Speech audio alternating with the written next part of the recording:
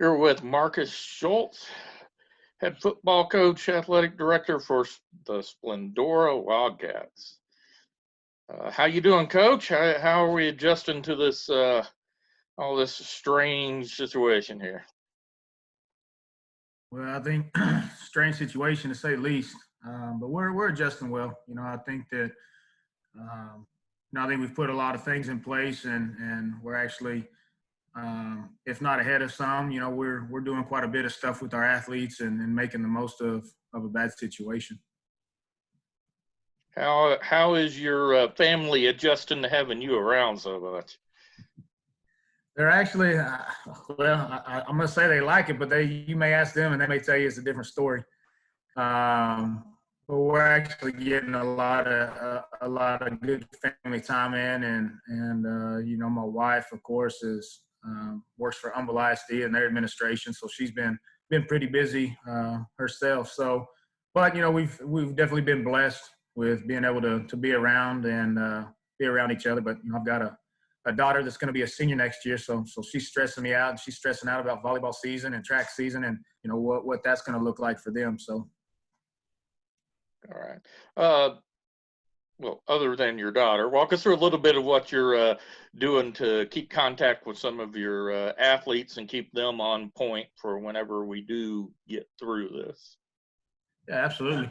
So, I mean, honestly, from the get-go, we kind of formed our Zoom meetings and got together as a staff, boys and girls side both, and got a list of our athletes and started making sure that we had them in different meetings. And so we're in contact with our kids pretty much every day. From a football standpoint, we've got a position meeting, multiple position meetings each day.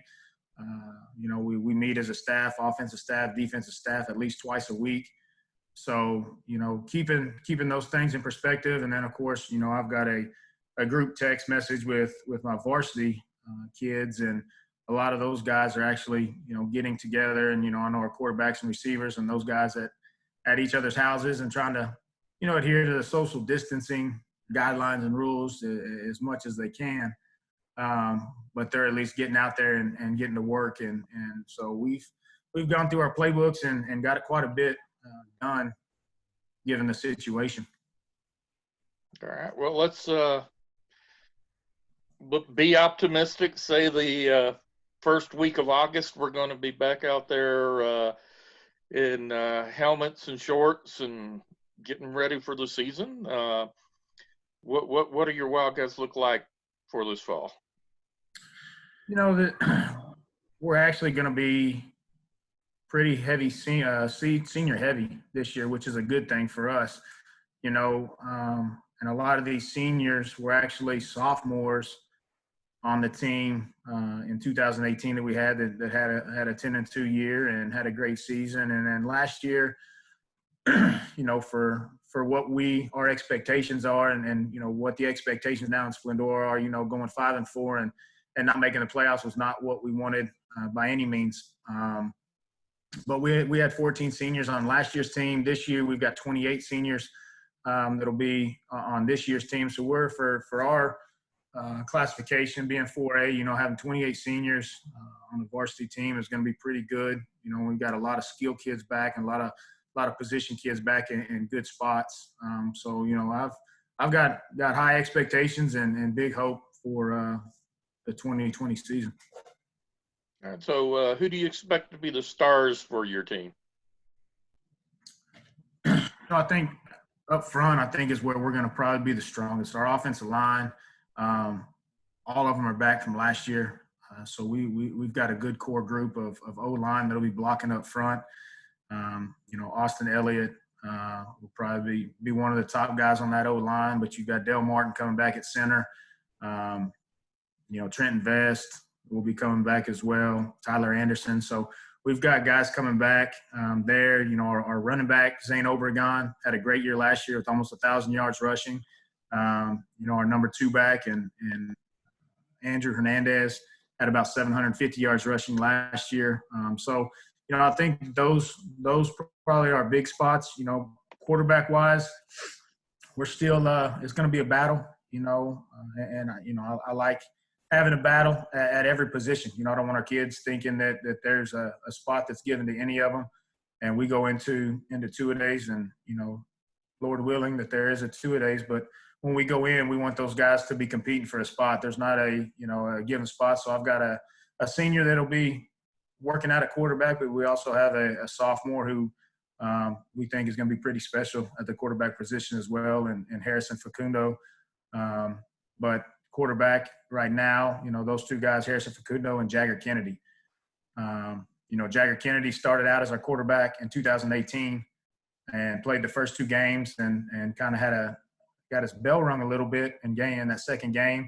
We pulled him out thinking we were just going to pull him out for a series, and we put in Cody Thorndike, and Thorndike started lighting things up, and we decided to keep him in there, and we rode him the rest of that year, and he had a heck of a year. We moved Jagger Kennedy to wide receiver, so that's where Jagger played last year as a wide receiver, and so he's going to look at that spot. But I think Cole Goodrum at wide receiver, Nick Johnson is another wide receiver we've got coming back, fullback on the offensive side, McCray Fales. Defensively, our linebacker core is going to be strong.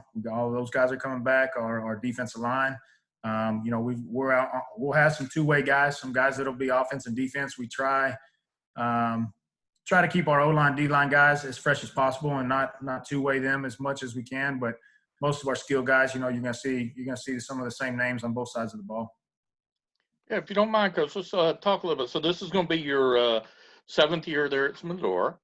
The school record 10 wins in 2018 came in your 5th year. So talk a little bit about coming in and changing culture, or what it took to establish the kind of program that you wanted to have there.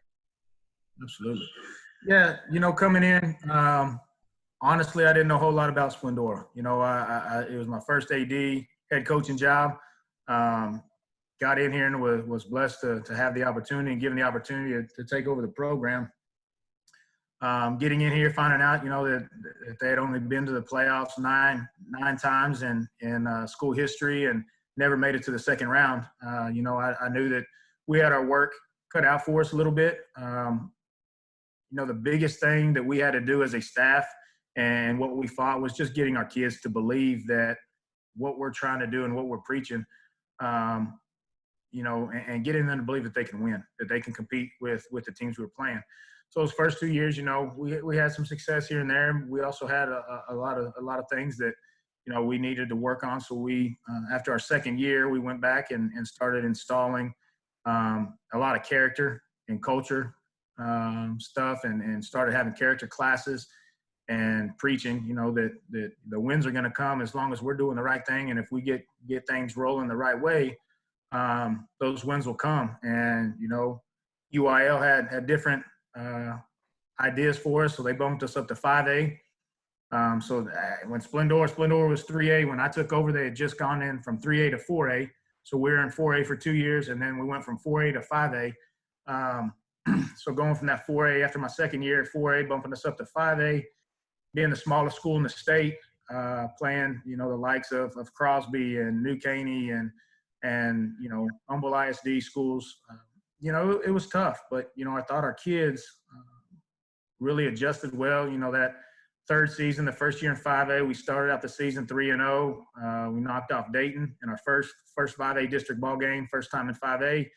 And thought we were rolling high on the hog, and our kids started listening to a little bit of the hype, and next thing we know, we turn around and we're 3-7. We lose 7 in a row, and 4 of those 7 were by a total of 11 points. So, but our kids started believing. So that was kind of the turn. We played another year 5A, competed tough, played tough with those guys, and then we were able to bump back down to 4A, and that group really bought into what we're doing, and the character classes started paying off. And, when we got back into 4A, we've been used to playing 5A competition, and, it helped out, and our kids really rose to the occasion. All right. Well, thanks for your time, Coach, and definitely hope to be able to see the Wildcats on the field in the fall. Absolutely. Thanks, Tony.